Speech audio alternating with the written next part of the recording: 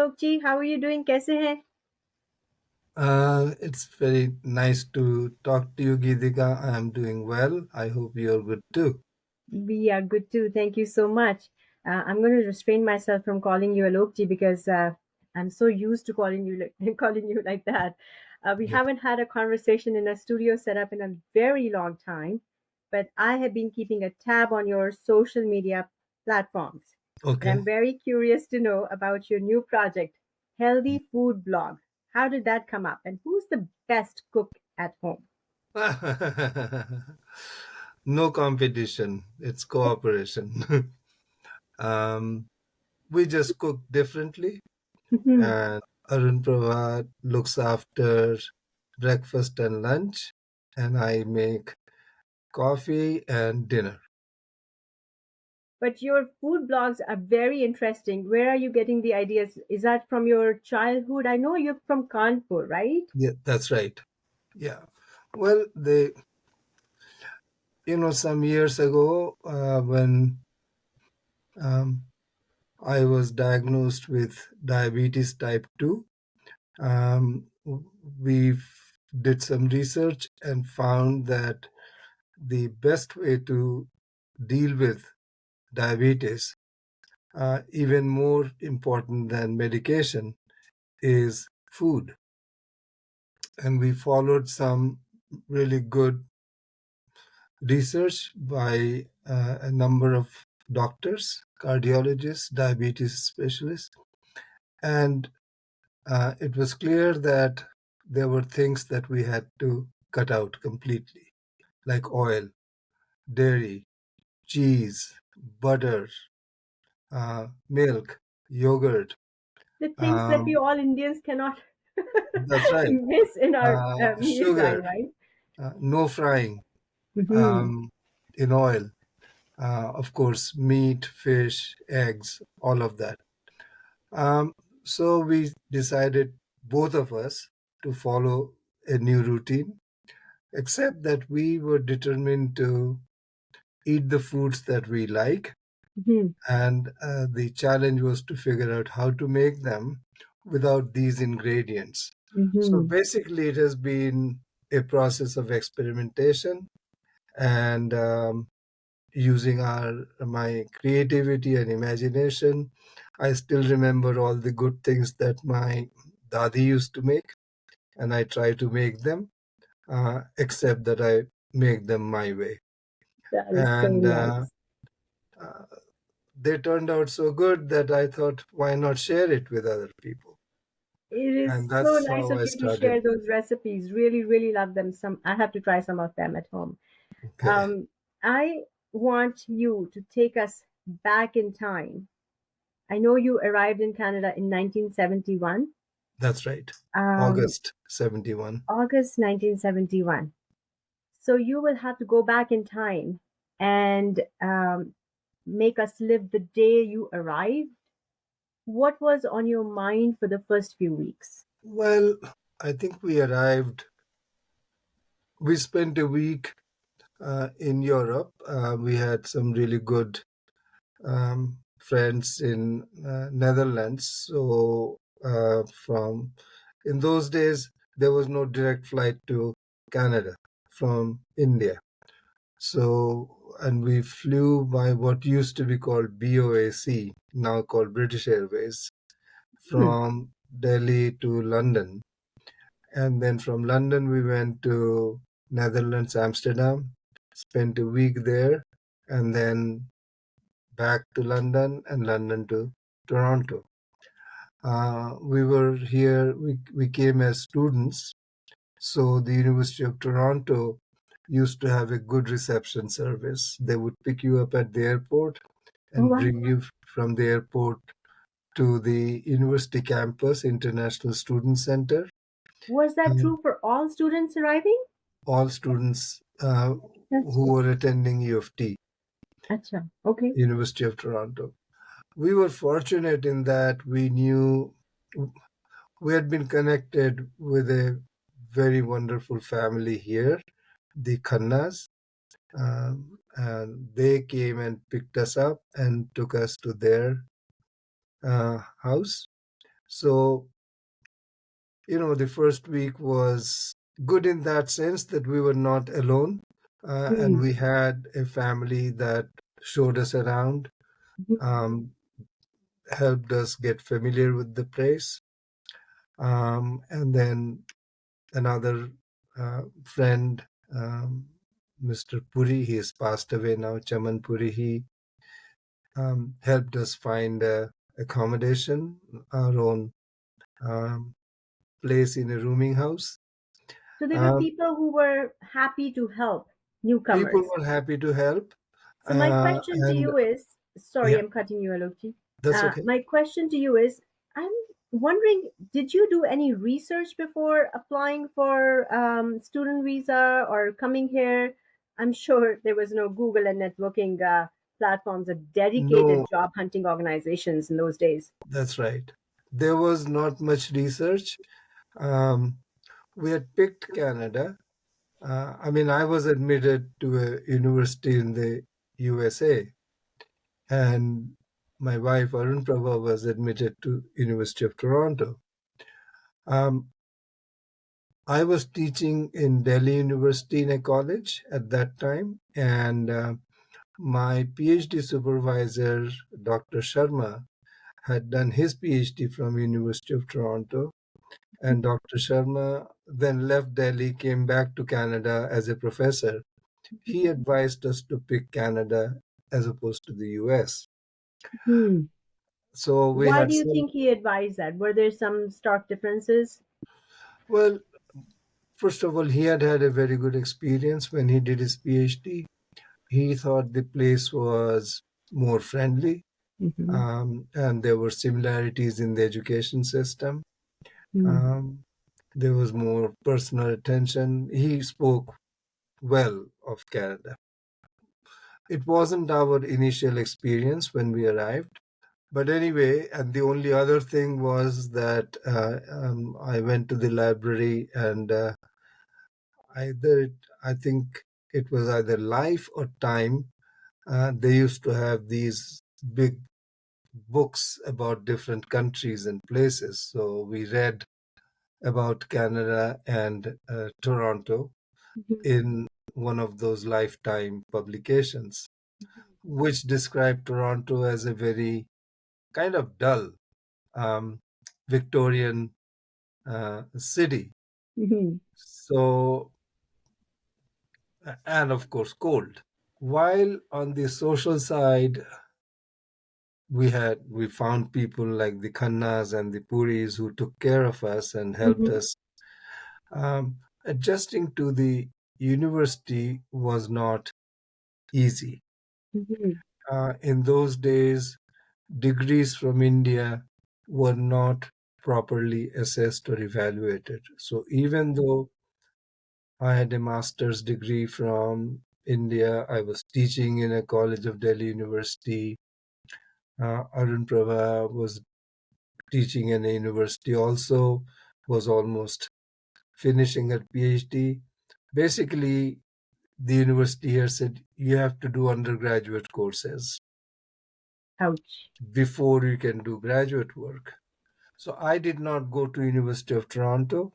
I chose to go to University of Waterloo, and I had a much better experience in Waterloo.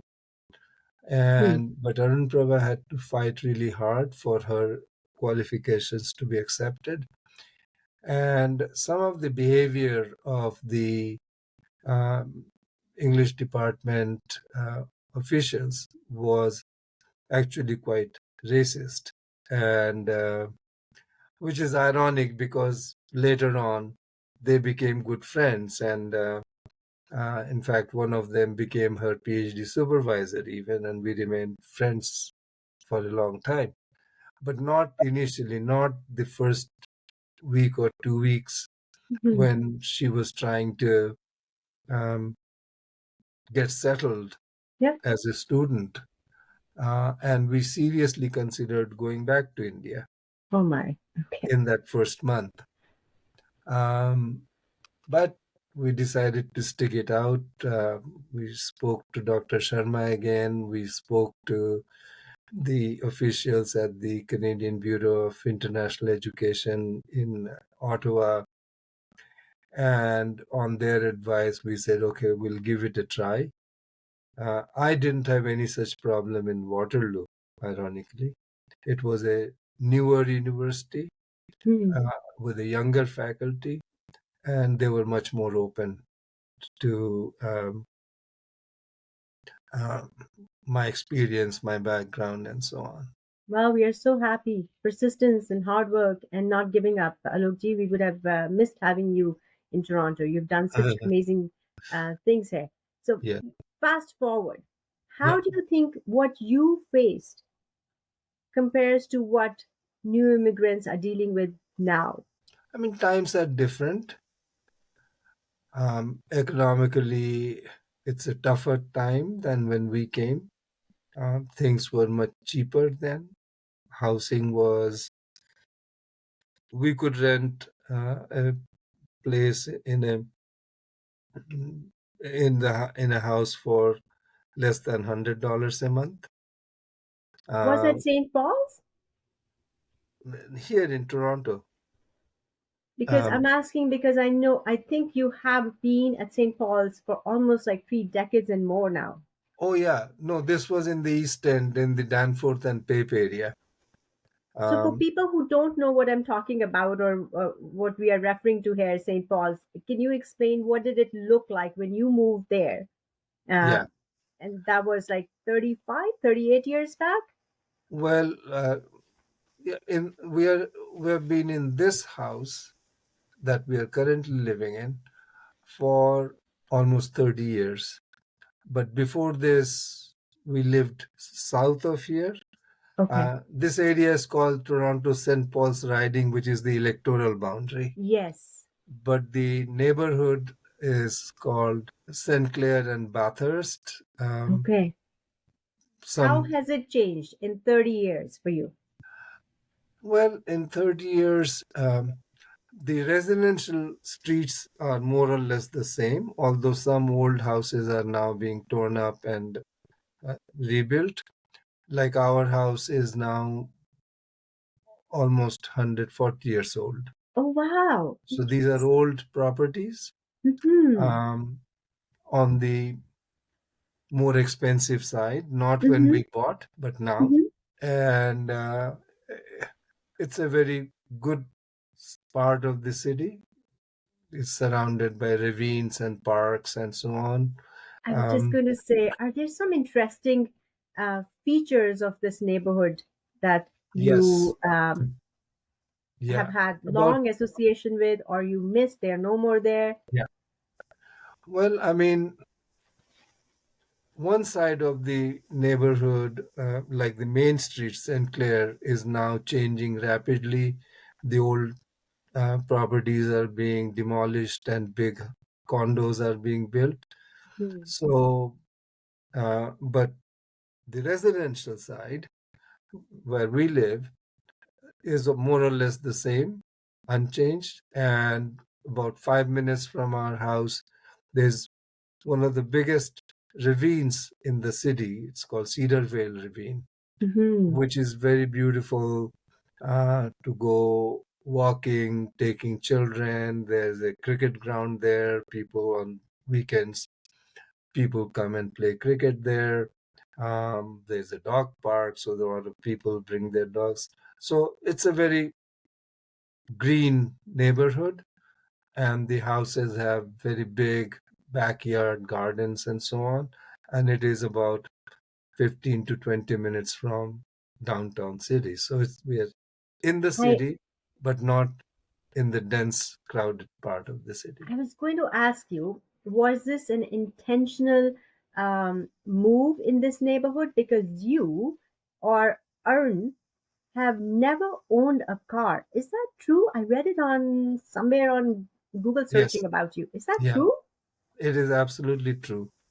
The first car we bought was for our son when he went started working after graduating, and his workplace was very far from home, and he had to work until he was a youth counselor, so he had to work night shift, day shift. So we bought him a car, but we have never owned a car ourselves. But you do drive. No, neither of You us don't drive. have a driving license. No, And same with Arun. same with Arun. Did anybody ask you ever in the family or back home in India or even here, like, how come you guys don't have a car? How come you don't drive? Why don't you have a driving license? Well, people find it, especially in India, people find it odd. I know. Uh, but to go back to your question, I mean, one of the reasons why we live here is quite intentional because we do not own or drive cars. Hmm. We prefer to live in a place that is easily accessible by public transit. Hmm. So within 5 minutes, we have access to the streetcar. 10 minutes, we have access to the subway. Arun was teaching at York University. She would get on the subway. Um, 15 minutes, she would be there. Ahead Um, of time. yeah, Uh, yeah. Aloti? Yeah. And You both somehow we have were. been very environmentally conscious from the beginning. Like our house has solar panels.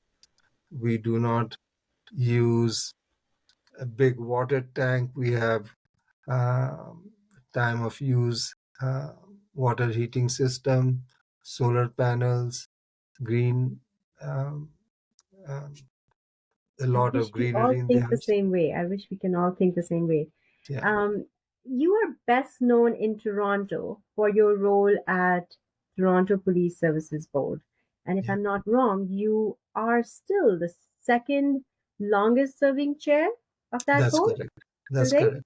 Yeah, Your book called Excessive Force Toronto's Fight to Reform City Policing. So, for those yes. of us who haven't read it, if you can summarize it and also tell us about the various reforms and changes under your leadership at the board.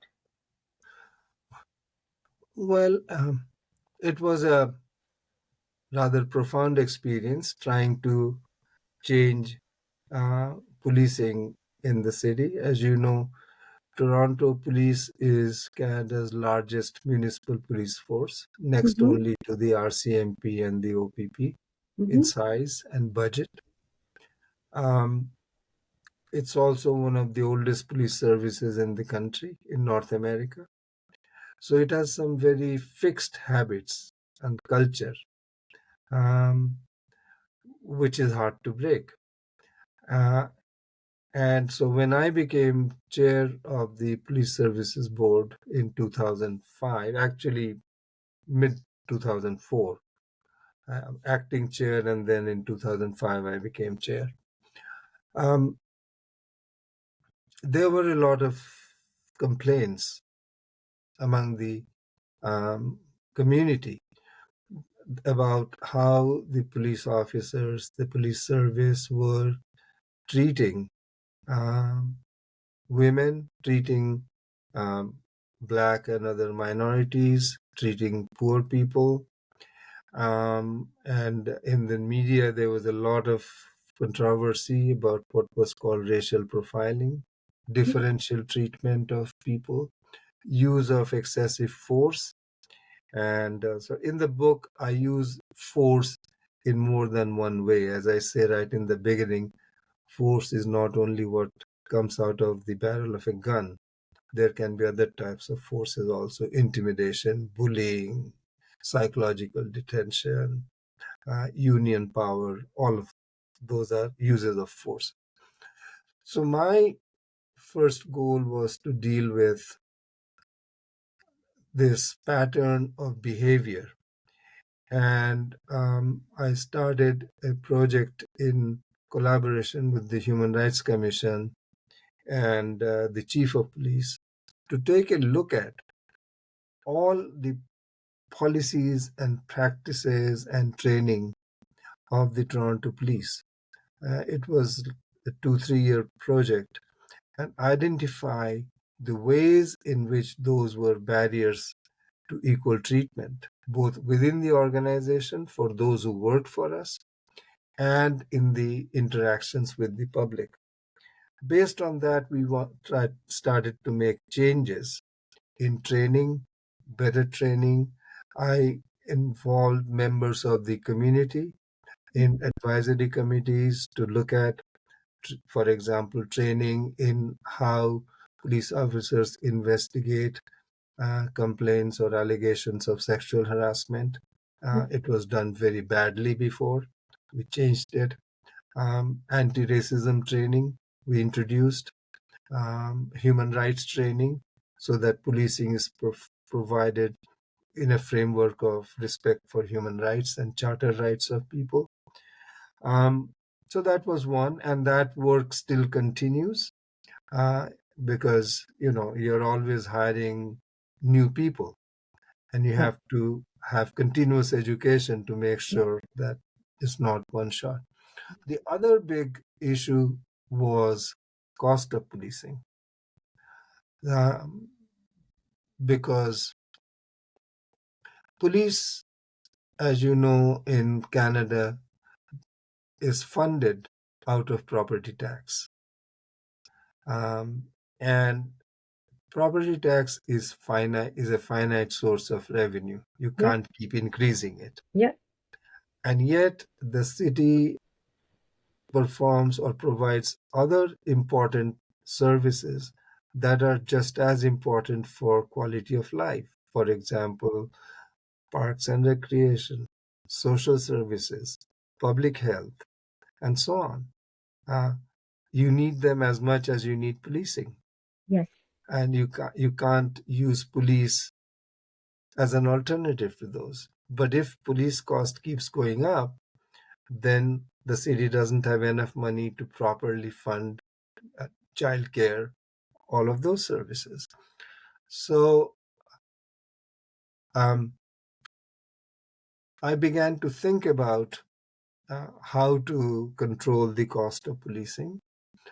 And I went as part of a Canadian delegation of senior police officers and so on to England, because when Theresa May was Prime Minister of UK and Home Secretary before that, she had cut the police budget by 30%. So we wanted to see how she did it. What was the impact? So I came back with some ideas. I also read. I came to the conclusion that you cannot arbitrarily use short term measures. It had to be a long term trend of changing the system of policing. That not everything has to be done by uniformed police officers who are very highly paid. Not everything has to be done by the police service. There are good technological solutions, and so on. So in 2010, I wrote a report for the board. Our mayor at that time was the late Rob Ford, and he wanted all city agencies, departments to cut their budget by 10%. It wasn't 30%, it was 10%. And my board accepted that target. And we set about, so I wrote a report in 2010 suggesting ways in which we could modernize and transform policing in order to control the growth in police costs. I mean, some costs cannot be controlled. For Yeah. example, 88 to 90% of the budget goes into salaries and benefits and deductions. Uh, they rise because it's unionized and every new collective agreement builds on the previous one. But then I said, what are the other 10, 12%? Where do they go? How can we uh, Bring make that down. Yeah. that more efficient? And Yes. also, the way to control the cost of wages and benefits is to change the composition of the workforce. If we use more civilians, if we use more special constables, if we um, use other agencies to provide some of the services, so we control the size of the force. So those were some of the thoughts that I began to advocate for. And so those were, I would say, the two or three major transformational um, attempts that I made. The third one is around mental health. I was just going to mention, yeah, there was a mention about that too, that you, Yes. uh, yeah, So go ahead. I realized that a number of the people who had been killed by the police were people who were suffering from mental health crises. And while the law gave police the responsibility to respond to them, to those crises, the police officers were just like most ordinary people, not competent. They had no training. They had the same kind of negative, um, stigmatized view of people with mental illness, and they saw them as threat as opposed to people in crisis who needed help. And the saying in police culture was that are not social workers, and yet they were being asked to perform social work type responsibilities. Hmm. So that became the third big area: racial profiling, discriminatory policing, cost of policing, and better response to mental health crises. Um, uh, Alok, you ran for office in 2019, right? Yes. Why did you run? And what did you learn from the experience? Well, I was approached by um, this area's um, NDP to ask if I would be willing to run for them. I had done many different things in my life. I had been the chief commissioner of the Human Rights Commission. I had been an academic. I had written books. I had done the police service. Activist? I said, why not? There's some experience and insight that I have gained, um, which people could be put to some use Hmm. through elected office. So Hmm. I agreed to run. I didn't think that um, I would win the first time round, but I felt that there was enough name recognition, enough profile, enough history that I could um, probably make a good dent. Candidate, yeah.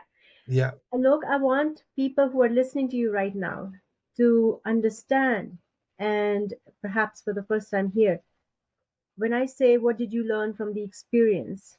What would it be like running in India and in Toronto when you ran? What were the things that you thought, you know what an amazing opportunity? What should people be thinking of when they run for those kind of positions? And how is it different? Um, I mean, I grew up in a very political family in India, and so much that my grandmother used to chair election rallies, even though she had not gone to school and she had not um, um, learned political theory, but she was a very community minded person and cared for the uh, people who were much poorer than us. And she felt that running or politics was an important vehicle for improvement of society. For the And right reason, to be yes, the voice of people who can't yes, do something that you think you can bring. that's right. Yeah. And in those days, I mean, now the political climate in India is much changed, but in those days, the MPs were truly servants of the public that Mhm. they served. Our own, um, one of the MPs from Kanpur, who was um, my father's cousin, um, Their salary was used to be 500 rupees. They lived in two-bedroom apartments in Delhi given by the government. He wore chappals and pajama kurta. Mhm. His house was open, even those two-bedroom apartment was open for Mhm. people who came to Delhi from his constituency looking for help and assistance. They stayed in his place. He fed them Mhm. and he fought for them. I remember when I moved to Delhi in 1966, um, living next door to one of India's very famous uh, senior politicians who had a big bungalow because of his stature. He was an MP, and every evening he had open door. So I learned from him. He would almost have seminars every evening where he would talk about things that were going on, the way one does analysis, thinking, strategic, how you move an issue forward. So Yeah. there was some good training and some good values, which I think continued to guide my own public roles here. And so when I agreed to run for office, it was with that background that I'll give you a very concrete example. This is supposed to be one of the wealthier parts of the city.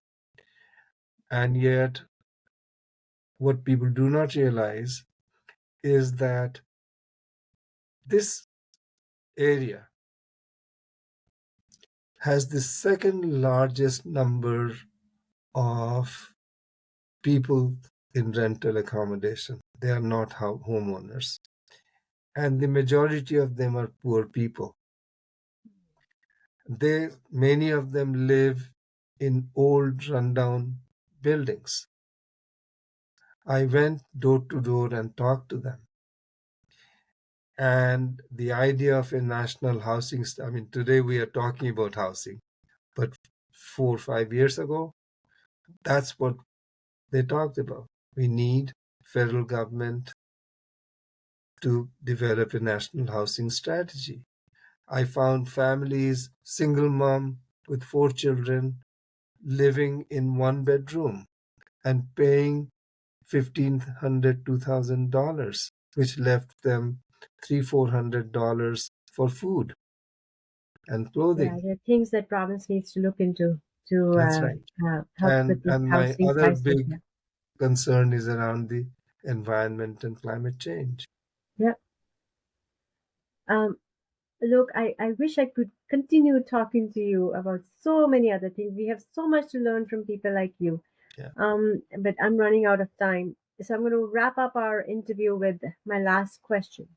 We Okay. seem to be living in a chaotic and unhappy, uncontented, and uncertain world. What is your message or advice to people as we head into 2024 New Year? Well, there's a two-word slogan from a Hindi film, Halla Bol. People have to make noise, not individually, but in an organized way. We must not be silent. We must speak up. We must organize. We must challenge falsehood, dishonesty, Mhm. oppression. And there's a lot of all of that, not only in our immediate environment, but globally. How And can we do that as individuals first, starting from like taking little steps around us? How can we help people around us? well, I think those of us who have more privilege must be willing to support and assist and advocate for those who do not. Hmm. We can do that in our neighborhood. We Hmm. can do that with the elderly. We can do that with the poor, the homeless. Um, we have to constantly check our own biases and prejudices about people. And we can adopt environmentally responsible practices. So we do not, we have a young my cousin who has just arrived from India to go to school here, and he's learning. Show, explain, educate. Um, you know, we can set a personal example of service, of caring, I and think, and I think then that's a good way to end our yeah, conversation. Personal example. yeah, Thank you so much, Alok, for your time and for your insight and being so open about so many things and leaving us with a message for 2024. You take care. Thank you you too. so much. Bye bye.